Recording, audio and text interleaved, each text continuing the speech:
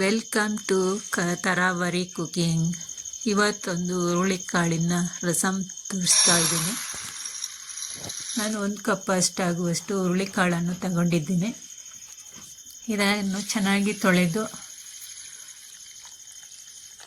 ನೀರು ಹಾಕಿ ಒಂದು ನೈಟ್ ಇಡಬೇಕು. ಬೆಳಿಗ್ಗೆ ನೀರನ್ನು ಎಲ್ಲ ಸೋಸಿ ಇಡಬೇಕು.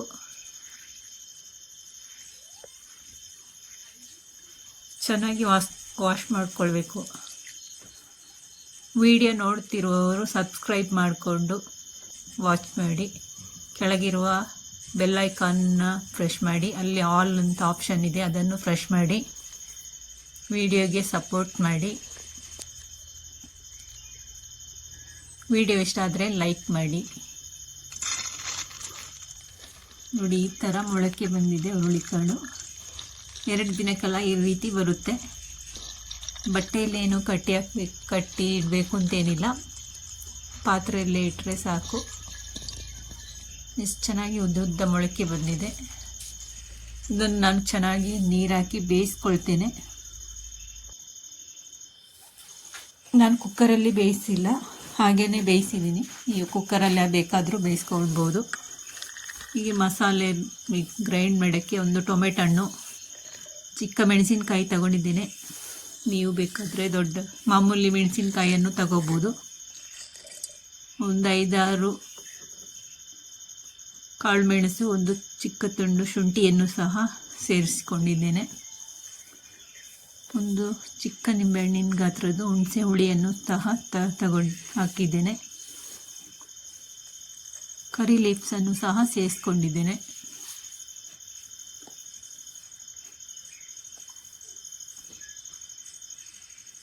ಜೀರಿಗೆ ಪೌಡರನ್ನು ಸಹ ಹಾಕೊಂಡಿದ್ದೇನೆ. 1 ಚಮಚದಷ್ಟು ಧನಿಯಾ ಪೌಡರನ್ನು ಸಹ ಸೇರಿಸಿಕೊಂಡಿದ್ದೇನೆ. ಇಷ್ಟನ್ನು ಗ್ರೈಂಡ್ ಮಾಡಿ ಸ್ವಲ್ಪ ಬೇಯಿಸಿರುವ ಹುರುಳಿಕಾಳನ್ನು ಸಹ ಸೇರಿಸ್ಕೊಳ್ಬೇಕು. ಸ್ವಲ್ಪ ಸೇರಿಸ್ಕೊಂಡ್ರೆ ಸಾಕು. ಇದನ್ನು ಚೆನ್ನಾಗಿ ಗ್ರೈಂಡ್ ಮಾಡಿಕೊಳ್ಬೇಕು. ಒಂದು ಬಾಣಲೆ ಬಿಸಿಗಿಟ್ಟು ಇದಕ್ಕೆ ಒಂದು 4 ಚಮಚದಷ್ಟು ಎಣ್ಣೆಯನ್ನು ಹಾಕಿ, ಸಾಸಿವೆಯನ್ನು ಸಹ ಎಣ್ಣೆ ಬಿಸಿಯಾದ ನಂತರ ಸ್ವಲ್ಪ ಸಾಸಿವೆಯನ್ನು ಸಹ ಹಾಕಬೇಕು.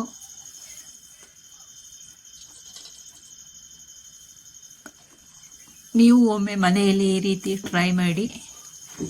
ಶೀತ ಜ್ವರ ಬಂದರೆ, ನಾಲಿಗೆ ಕೆಟ್ಟರೆ ತುಂಬಾ ಟೇಸ್ಟಿಯಾಗಿರುತ್ತೆ. ಹಾಗೇನು ರಸಮನ್ನು ಕುಡಿಬೋದು, ಇಲ್ಲಾಂದರೆ ಬಿಸಿ ಅನ್ನದ ಜೊತೆನೂ ಸೇರಿಸಿ ಸರ್ವ್ ಮಾಡ್ಬೋದು. ಇದಕ್ಕೆ ಒಂದು 5-6 ಎಸಳು ಜಜ್ಜಿರುವಂತಹ ಬೆಳ್ಳುಳ್ಳಿಯನ್ನು ಸಹ ಹಾಕೊಂಡಿದ್ದೇನೆ. ನೀವು ಒಮ್ಮೆ ಇದೇ ರೀತಿ ಟ್ರೈ ಮಾಡಿ ನೋಡಿ, ತುಂಬಾ ಚೆನ್ನಾಗಿ ಬರುತ್ತೆ. ಸ್ವಲ್ಪ ಎಣ್ಣೆಯಲ್ಲೇ ಫ್ರೈ ಮಾಡಬೇಕು ಬೆಳ್ಳುಳ್ಳಿ.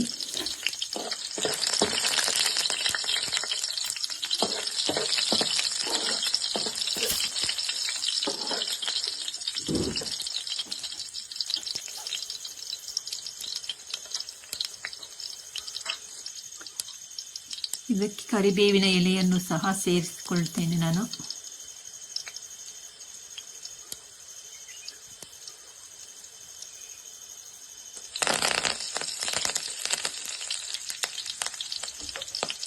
ಇದಕ್ಕೆ ರುಬ್ಬಿರುವ ಮಸಾಲೆಗಳನ್ನು ಸಹ ಸೇರಿಸ್ಕೊಳ್ತೇನೆ.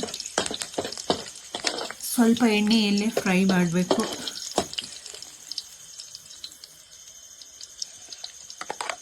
ಈ ಥರ ಆದರೆ ಸಾಕಾಗುತ್ತೆ.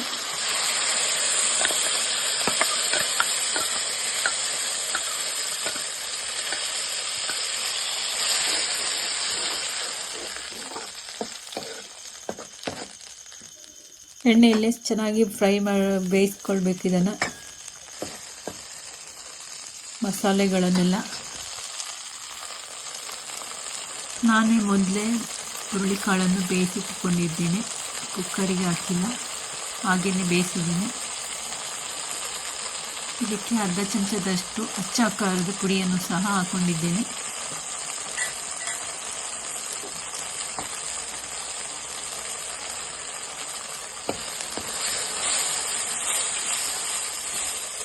ಇದಕ್ಕೆ ಸ್ವಲ್ಪ ಅರಿಶಿಣದ ಪೌಡರನ್ನು ಸಹ ಸೇರಿಸ್ಕೊಳ್ಳಿ. ಇದು ವಿಡಿಯೋ ಸ್ಕಿಪ್ ಆಗಿದೆ.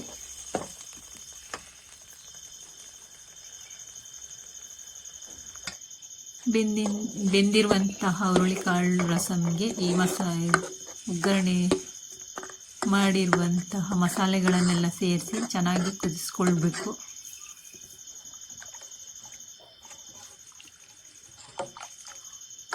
ಹುರುಳಿಕಾಳು, ಮೊಳಕೆ ಕಟ್ಟಿದ ಹುರುಳಿಕಾಳು ಪಲ್ಯ ಮಾಡ್ಬೋದು.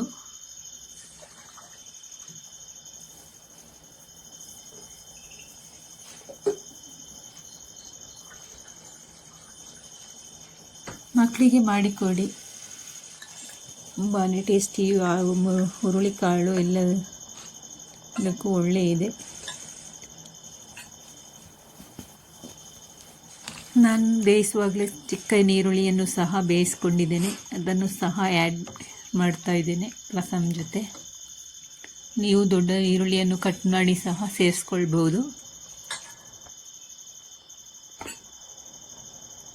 ಇದು ಚೆನ್ನಾಗಿ ಕುದಿಬೇಕು. ಕುದಿ ಬಂದ ನಂತರ ರಸಮ್ ರೆಡಿ ಆಯಿತು. ಒಂದು ಚಿಕ್ಕ ತುಂಡು ಬೆಲ್ಲವನ್ನು ಸಹ ಸೇರಿಸ್ಕೊಂಡಿದ್ದೇನೆ. ಹುಳಿ ಖಾರ ಎಲ್ಲವನ್ನು ಬ್ಯಾಲೆನ್ಸ್ ಮಾಡುತ್ತೆ. ಚಿಕ್ಕದಾಗಿ ಒಂದು ಬೆಲ್ಲ ಪೀಸನ್ನು ಹಾಕಿ, ತುಂಬ ಏನು ಹಾಕೋದು ಬೇಕಾಗಿಲ್ಲ. ಇದಕ್ಕೆ ರುಚಿಗೆ ತಕ್ಕಷ್ಟು ಉಪ್ಪನ್ನು ಸಹ ಹಾಕ್ಕೊಳ್ಬೇಕು. ಚೆನ್ನಾಗಿ ಕುದಿ ಬಂದ ನಂತರ ಫೈನಲಿ ನಮ್ಮ ಮೊಳಕೆ ಹುರುಳಿಕಾಳಿನ ರಸಮ್ ರೆಡಿ ಆಯಿತು ನೋಡಿ. ಇದು ಆಗೇನು ಕುಡಿಬೋದು. ವಿಡಿಯೋ ನೋಡಿದ್ದಕ್ಕೆ ಧನ್ಯವಾದಗಳು ಎಲ್ಲರಿಗೂ. ಬಾಯ್ ಬಾಯ್.